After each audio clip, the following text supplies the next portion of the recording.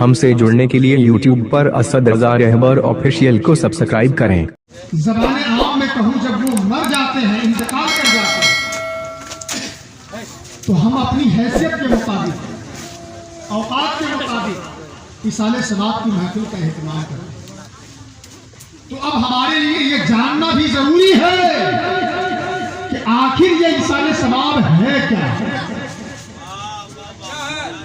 जानना जरूरी है ना कि आखिर ये इसाले सवाब है क्या, और इसाले सवाब कहते किसे हैं, और इस इसाले सवाब से हमारे मरहूमीन को क्या कुछ फायदा मिलता है, ये हम सबों के लिए जानना जरूरी है। आप लोग जानना चाहते हैं इसाले सवाब क्या है? जानना चाहते हैं? कितने लोग जानना चाहते हैं, जरा हाथ उठाइए। सभी लोग जानना चाहते हैं, और ये भी जानना चाहते हैं कि इस इसाले सवाब का फायदा क्या है। तो सुनिए, आज इस जिम्मेदार स्टेज से जिम्मेदार उलमाए कराम और शोराए इज़ाम हुफ़ाज़ कुरान तशरीफ रखते हैं। इन तमाम तरह की मौजूदगी में सिर्फ दो बात बताकर मैं अपनी बात को खत्म करूंगा, जिनमें से पहली बात कि इसाले सवाब है क्या, दूसरी बात कि इसका फायदा क्या कुछ नहीं। तो सुनिए, इसाले सवाब दो लफ्जों के मजमुआ का नाम है। एक है इसाल और एक है सवाब। इन दोनों के मुरक्कब से बना इसाले सवाब। इसाल के माने होता है भेजना, पहुंचाना, ट्रांसफर करना, और सवाब के माने होता है बदला या नेकी। तो इस तरह में अगर कोई बंदा नेकी खुद करे और अजर भी खुद रखे, यूं समझिए कि अगर कोई बंदा नेक काम करता है और नेकी खुद लेता है तो इसको सवाब कहते हैं।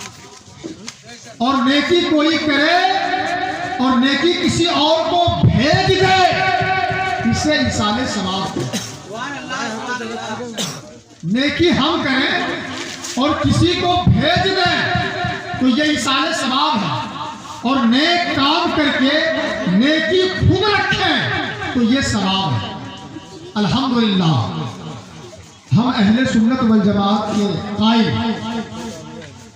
सवाब के भी कायल हैं और इसाले सवाब के भी कायल। हम सुन्नी मुसलमान सवाब भी मानते हैं और इसाले सवाब भी मानते हैं। भला क्यों ना माने? इसाले सवाब का मानना दर हकीकत रब को करीम मानने की अलामत। जो लोग इसाले सवाब के कायल हैं, गोया वो रब के शान करीमी के कायल हैं। नारे तकबीर, नारे रिसालत, खतीब अहले सुन्नत, नारे तकबीर, नारे रिसालत। अब हमारे मेहमान खतीब भी आ गए हैं।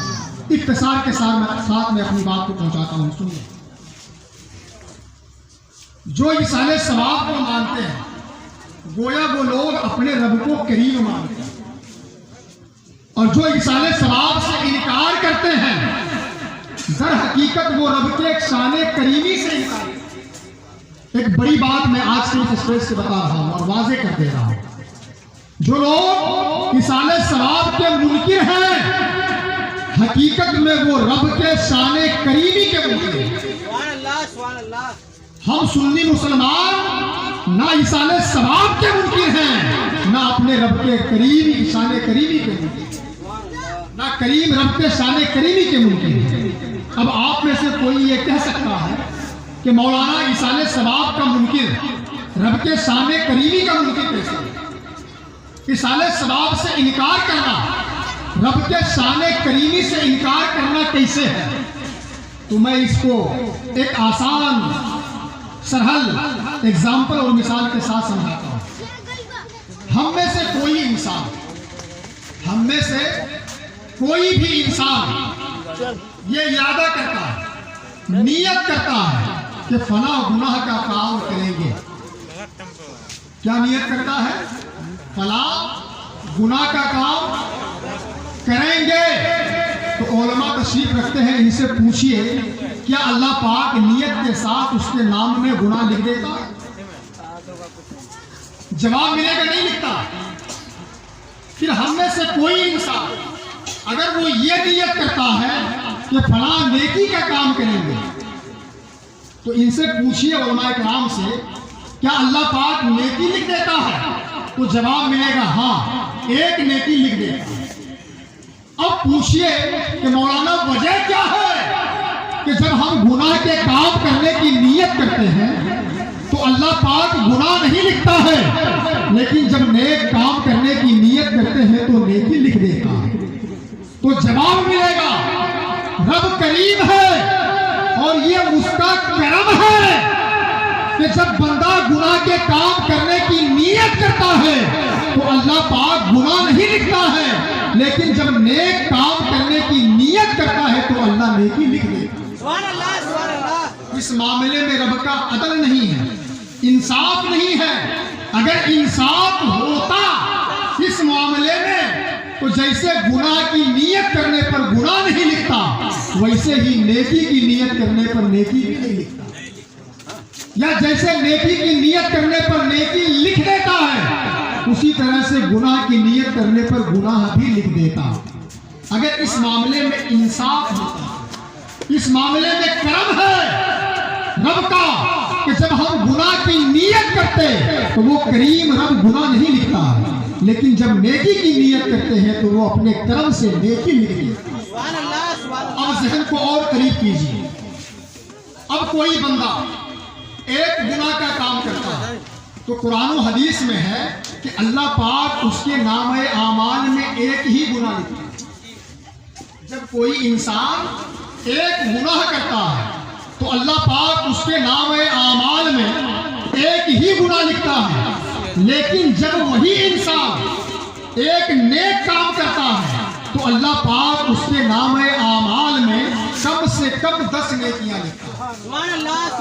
ज्यादा वो कर्म से जितना लिख दे, लेकिन कम से कम 10 नेकियां लिखता है।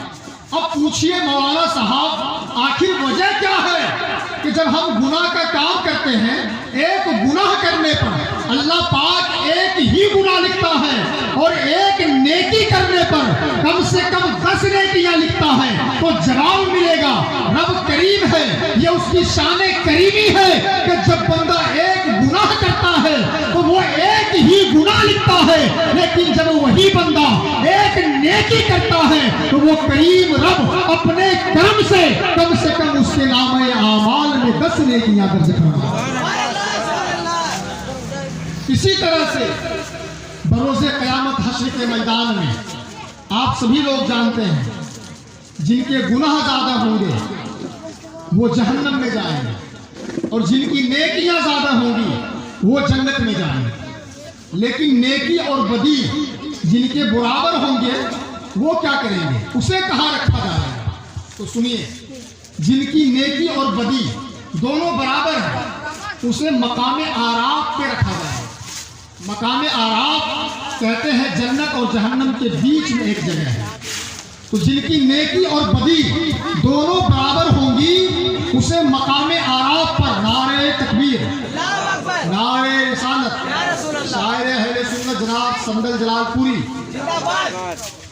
जिनकी नेकी ज्यादा होंगी उसे जन्नत में भेजा जाएगा, और जिनके गुनाह ज्यादा होंगे उसे जहन्नम में डाला जाएगा। लेकिन जिनकी नेकी और बदी दोनों बराबर होंगी उसे ना जन्नत में डाला जाएगा ना जहन्नम में डाला जाएगा, बल्कि जन्नत और जहन्नम के बीच में मकाम आराफ पे रखा जाएगा। अब मकाम आराफ से फिर कुछ दिनों के बाद अल्लाह पाक उसे जहन्नम में ना डाल करके जन्नत में दाखिल करेगा।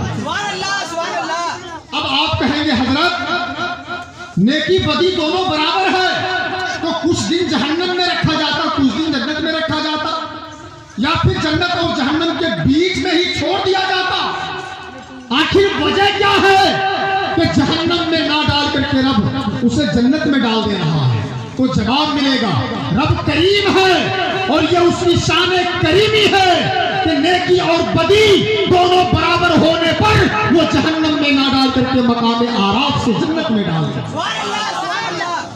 तो इसी तरह से मुसलमानों, जब हम में से कोई जिंदा इंसान किसी मुर्दे के नाम गुनाह करके भेजता है, मिसाल के तौर पे कोई झूठ बोले और कहे मौला मैंने जो झूठ बोला इसका गुनाह फला मरहूम को पहुंचा दे या फला मरहूमा को पहुंचा दे, तो अल्लाह पाक नहीं पहुंचाते।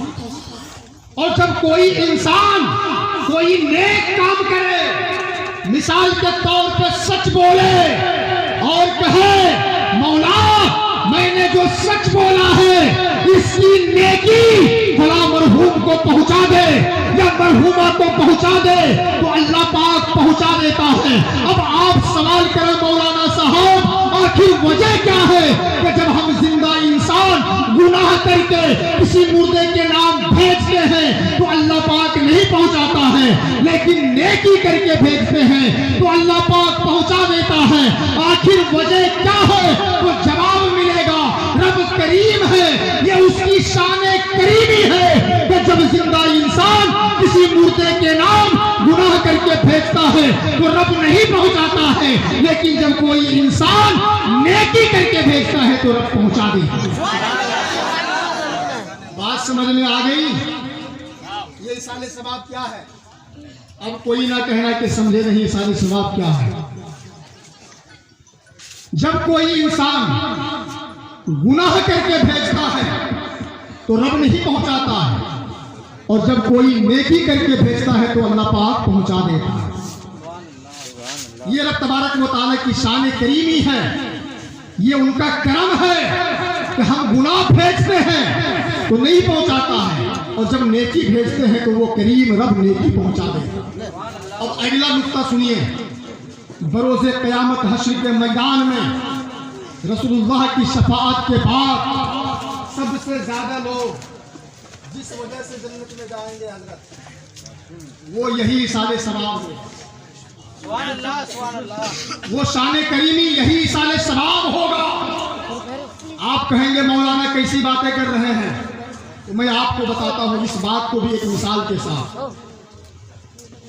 फॉर एग्जाम्पल, जनाब फारूक साहब की अहलिया 100 साल रही हयात में, उसके बाद चले बसे।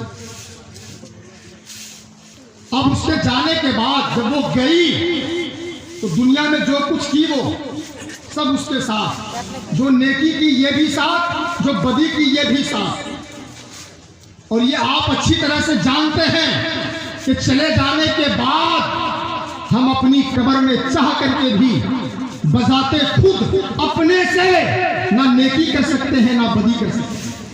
ये सभी लोग जानते हैं कि कब्र में कुछ नहीं कर सकते हैं। कितने लोग जानते हैं बताइए?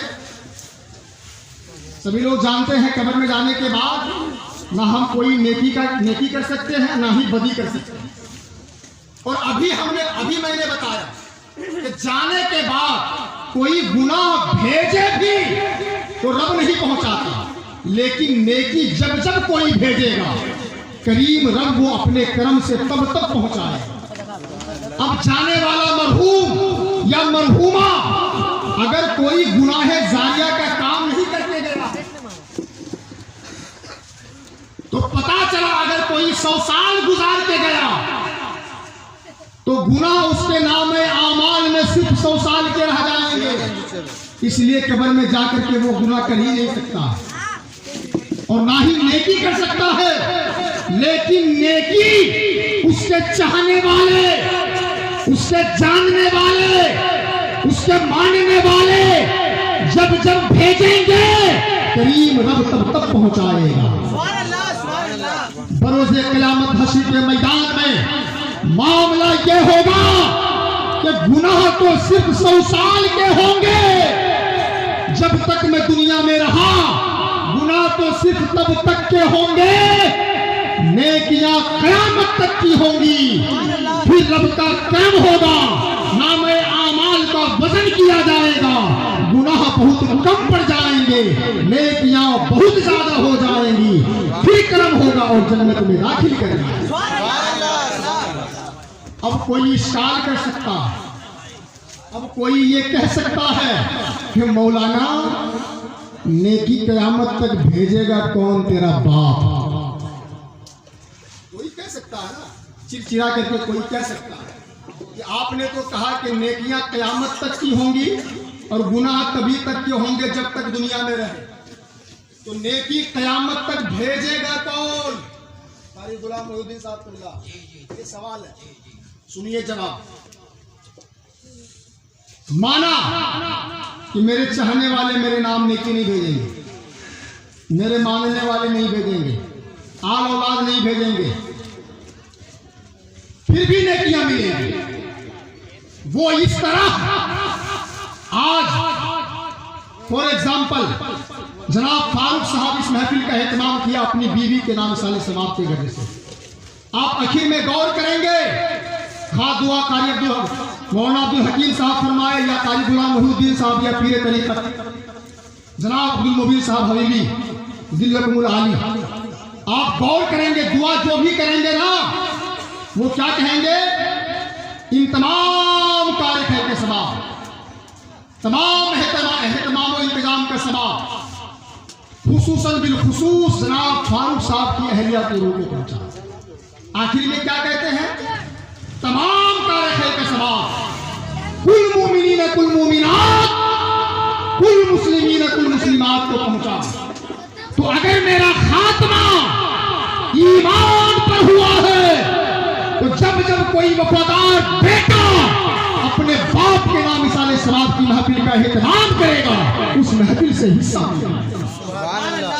जब जब कोई वफादार पोता अपने दादा दादी के नाम मिसाले सवाब की महफिल का एहतमाम करेगा, उस महफिल से हिस्सा पाएगा। और जहन को करीब करें, कैसे नेकियां कयामत तक की होंगी। रोजाना इस रूए जमीन पे लाखों की तादाद में जनाजे की नमाज पढ़ी जाती है, करोड़ों की तादाद में लोग पढ़ते हैं। गोया वो दौरान नमाज जनाजा पढ़ रहे होते हैं, अल्लाहुम्मा ग़फ़िरली हय्यिना व मय्यितिना व शाहिदीना व गायबीना सगीरीना व कबीरीना ज़करीना व उनसाना। क्या मतलब? रोजाना करोड़ों लोग जनाजे की नमाज के दौरान ये पढ़ रहे होते हैं कि अल्लाह हमें बख्श दे, हमारे जिंदों को बख्श दे, हमारे मुर्दों को बख्श दे, हमें जो लोग हाजिर आए इसे बख्श दे, जो लोग नहीं आ सके उसे भी बख्श दे, हमारी औरतों को बख्श दे, हमारे मर्दों को बख्श दे। तो अगर मेरा खात्मा ईमान पर हुआ है, तो रोजाना जनाजे की नमाज पढ़ने वाले, जनाजे की नमाज पढ़ने वाले मुसलमानों की नमाज से मुझे नेकी क़यामत तक करेगा कौन? आखिरी नुक्ता इख्तितार के साथ समेट रहा। पूरी दुनिया में हर वक्त जो आवाज गूंजती है, सोशल मीडिया के जरिए से आपने भी सुना होगा, वो आवाज आजान की आवाज जो हर वक्त हो रही होती है। आजान हर वक्त हो रही होती है। अभी हमारे यहाँ ऐशा की आजान हुई, मुमकिन है कि कहीं फजर की आजान हो रही है, कहीं जोहर की आजान हो रही होगी, कहीं असर की आजान हो रही होगी, कहीं मगरिब की आजान हो रही होगी, कहीं ऐशा की आजान हो रही होगी। बताना मैं ये चाहता हूँ, ज़हन ये देना चाहता हूँ कि रूए जमीन पर हर वक्त आजान हो रही होती है। मतलब ये कि हर वक्त लोग नमाज पढ़ रहे होते हैं, हर वक्त लोग क़याम में होते हैं, हर वक्त लोग रुकू में होते हैं, हर वक्त लोग सुजूद में होते हैं, हर वक्त लोग तशहुद में होते हैं, हर वक्त लोग कायदाए आखिरा में होते हैं। क्या मतलब? मतलब ये कि हर वक्त लोग पढ़ रहे होते हैं, अल्लाहुम्मा ग़फ़िरली वली वालिदैया वली मन तवल्लदा वली जमील मुमिनीना वल मुमिनात वल मुस्लिमीना वल मुस्लिमात। तो मुसलमानों, अगर मेरा खात्मा ईमान पर हुआ है, तो हर वक्त नमाजी के नमाज से मुझे हिस्सा मिलता है। और इस तरह जब मेरे नामे आमाल को तौला जाएगा, उसका वजन किया जाएगा, तो गुनाह तो तभी तक के होंगे जब तक मैं दुनिया में रहा, लेकिन नेकियां क़यामत तक की होंगी करीम रब का करम होगा और हमें जन्नत में दाखिल करेगा। इसलिए हमें और आपको चाहिए कि हम ज़्यादा से ज़्यादा अपने मरहूमीन के नाम इसाले समाप्त करें। रह गई एक बात जो मैंने वादा किया कि बताऊंगा इसका फायदा क्या। वक्त है नहीं लेकिन 5 मिनट का वक्त ले लेता हूँ क्योंकि वादा खिलाफी ना और एक रवायत के ज़िम्मे में आप तक बात पहुँचा रहा हूँ ताकि हर आमो खास को बात समझ।